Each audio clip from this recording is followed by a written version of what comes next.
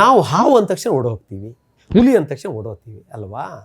ಸಾಮಾನ್ಯವಾಗಿ ಮನುಷ್ಯ ಮತ್ತು ಪ್ರಾಣಿಯ ಸಂಬಂಧ ಬಹು ದಿನಗಳ ಹಿಂದಿನಿಂದಲೂ ಮನುಷ್ಯ ಯಾಕೆ ದೇವರಿಗೂ ಸಮೇತ ದೇವರು ಪ್ರಾಣಿಗೂ ಸಂಬಂಧ ಹೇಗಿತ್ತು ನೋಡಿ.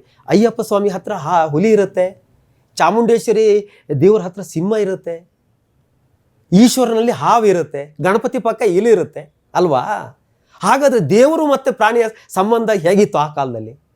ಅದನ್ನು ಮನುಷ್ಯ ನೋಡಿ, ಒಂದು ಬೆಕ್ಕು ನಾಯಿ ಬಂದು ಎಷ್ಟು ಪ್ರೀತಿಯಿಂದ ಮಾಡ್ತಾರೆ, ನಮ್ಮ ಕಾಲು ತಿಕ್ತವೆ ನಾಯಿ ಮತ್ತು ಬೆಕ್ಕು ಬಂದು ಅಲ್ವಾ.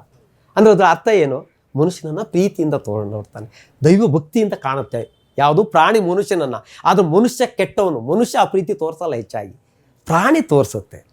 ಹಾಗೆ ಆದರೆ ಈ ಸಿನಿಮಾದಲ್ಲಿ ಅದೇ ಬಂದಿರೋದು.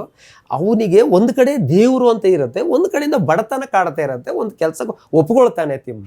ಕೊನೆಯಲ್ಲಿ ಇದು ಬೇಡ ಅಂತ ಅವನಿಗೆ ಅನಿಸುತ್ತೆ, ಇದು ತಪ್ಪು ಮಾಡ್ತಾ ಇದ್ದೀನಿ ಅನಿಸುತ್ತೆ. ಆ ನಿಟ್ಟಿನಲ್ಲಿ ಈ ಒಂದು ತಿಮ್ಮನ ಮೊಟ್ಟೆಯಲ್ಲಿ ಕೊನೆಯಲ್ಲಿ ಆಗೋದು ವಿಜ್ಞಾನ ತಂತ್ರಜ್ಞಾನ ಅನ್ನೋದು ಸೋಲುತ್ತೆ. ಇವತ್ತಿನ ಮೊಬೈಲ್ ಯುಗ ಸೋತು ಹೋಗುತ್ತೆ.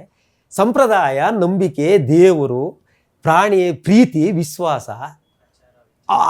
ಆಚಾರ ವಿಚಾರಗಳು, ನಮ್ಮ ಮಲೆನಾಡಿನ ಭಾಷೆ ಇರ್ಬೋದು, ಎಲ್ಲವನ್ನು ಅದು ಗೆಲ್ಲುತ್ತೆ ಸಿನಿಮಾದಲ್ಲಿ. ಕೊನೆಗೆ ಅದು ತಂತ್ರಜ್ಞಾನ ವಿಜ್ಞಾನ ಸೋತೇ ಹೋಗುತ್ತೆ ಸಿನಿಮಾದಲ್ಲಿ. ಅದೇ ಒಂದು ಮೂಲ ಕಂಟೆಂಟ್. ಹಾಗಾಗಿ ಸಿನಿಮಾ ನೋಡಬೇಕು ಎಲ್ಲರೂ ಅನ್ನೋದೇ ನನ್ನ ಆಸೆ.